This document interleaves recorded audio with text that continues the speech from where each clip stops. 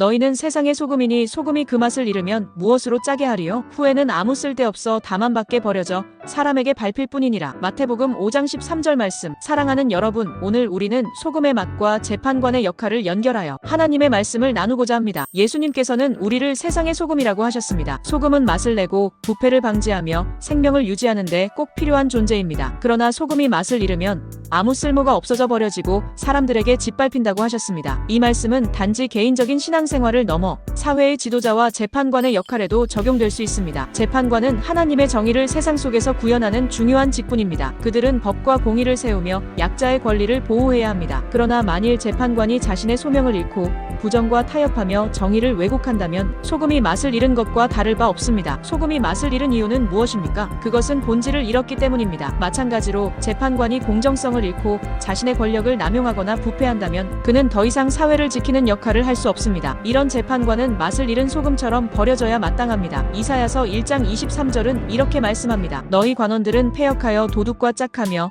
다 뇌물을 사랑하며 예물을 구하며 고아를 위하여 신원하지 아니하며 과부의 송사를 수리하지 아니하는도다. 이것이 정의를 잃은 재판관의 모습입니다. 그들은 하나님의 공의가 아닌 자신의 욕심을 따르며 부패를 조장합니다. 이런 이들에게 하나님께서 하신 말씀은 명확합니다. 내가 내 손을 내게 돌려. 공의를 잃은 지도자는 하나님의 심판을 피할 수 없습니다. 그러므로 사랑하는 성도 여러분, 우리는 두 가지를 기억해야 합니다. 첫째, 소금이 맛을 잃지 않도록 항상 깨어 있어야 합니다. 정의와 공의를 위해 살아가는 것이 그리스도인의 본질입니다. 둘째, 사회 속에서 재판관과 지도자들을 위해 기도해야 합니다. 그들이 하나님의 공의를 기억하며 바른 길을 걸을 수 있도록 중보해야 합니다. 마지막으로 우리는 예수님의 말씀을 기억합시다. 소금이 맛을 잃으면 버려진다. 공의를 잃은 재판관 역시 하나님의 나라와 세상에서 그 자리를 잃을 것입니다. 공의와 사랑의 하나님께 부끄럽지 않은 삶을 살아가는 모두가 되길 축복합니다. 아멘.